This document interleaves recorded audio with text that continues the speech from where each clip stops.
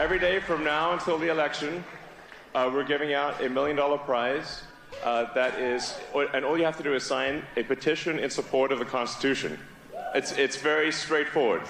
You don't even have to vote. You don't have to vote. You just have to sign a petition saying you believe in the Constitution.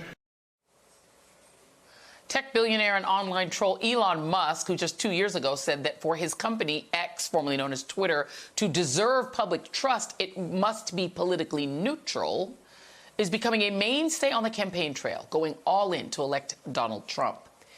It's not just his $1 million giveaways, which are raising new legal questions, but the tens of millions of dollars he's funneling into political groups to boost Trump's White House bid. And he's not alone.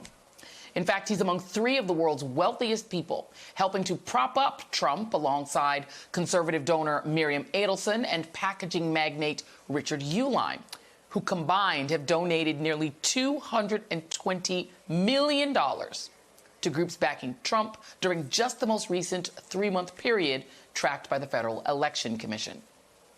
We can thank the Supreme Court's 2010 Citizens United decision for allowing that one.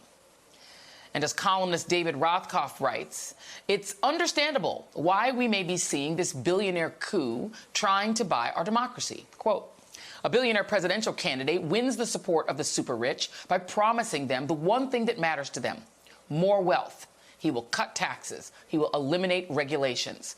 More corporate revenues will make it to the bottom line, and under Trump, they can keep more and more of it.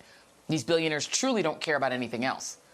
And as much as Trump would like voters to believe through his crazy stunts like the one at McDonald's over the weekend that he cares about the little guy, there truly is only one group of people Trump actually cares about and who would wield the real power in a second Trump administration. Billionaires like Elon Musk. David Rothkopf joins me now. He's a columnist for the Daily Beast and host of the Deep State Radio podcast. I want to show you, and this is something that I think people don't even remember when they look at how wacky Elon Musk is. U.S. agencies that Elon Musk has a stake in, because his presidency would give them huge power over literal federal agencies. This guy is a massive federal contractor. And we have a chart here. We have like a graphic to show you just how many federal contracts this man has. It's actually frightening to me, David. When I saw it, it was shocking to me. Can we put it up? This is 3. This is element 3. Do we have it? While we pull it, we're just going to talk to you, David. This guy has massive amounts of federal contracts, including defense contracts. Your thoughts? Well, he's got lots of conflicts of interest with what he is doing right now. But, you know, for Trump, they're not conflicts of interest. They're the reason you get into politics. Trump got into politics to make money. The people who support Trump are supporting Trump because he will help them make money.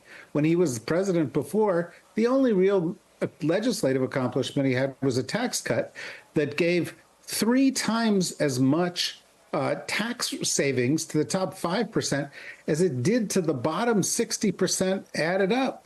That's what he does. Remember, a few months ago, he was in front of a bunch of oil execs.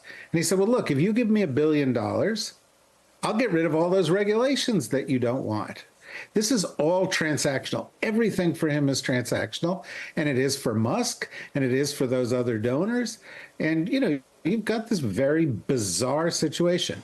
A billionaire running with a vice president who was picked by billionaires, who has only ever worked for one particular billionaire in his life, who's getting most of his money from billionaires, whose campaign is largely being run right now by Musk, a billionaire, who's doing the worst possible things you can imagine, from perpetuating the big lie to doing commercials that tell people in Michigan who are Arab in background that Kamala Harris likes Jews, and tell people in Michigan who are Jewish in background that Kamala Harris likes Arabs.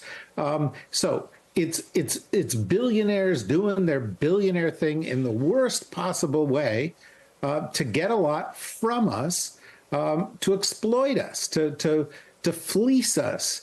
This is this makes the robber barons of the 1890s and the early 20th century look, feeble and public spirited by contrast. Yeah. And I think people cannot miss this at all.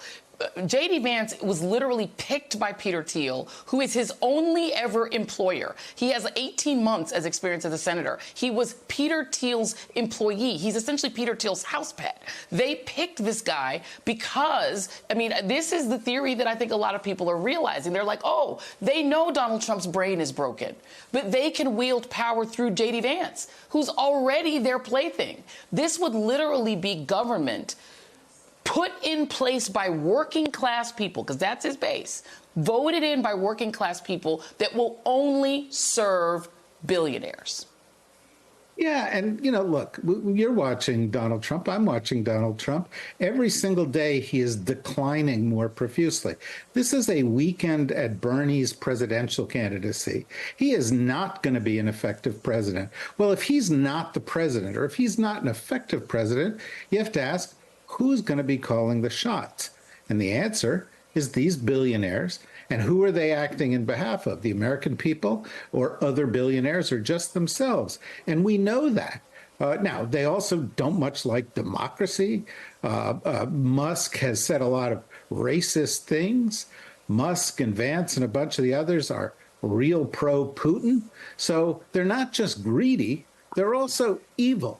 But other than that, perfectly normal politics.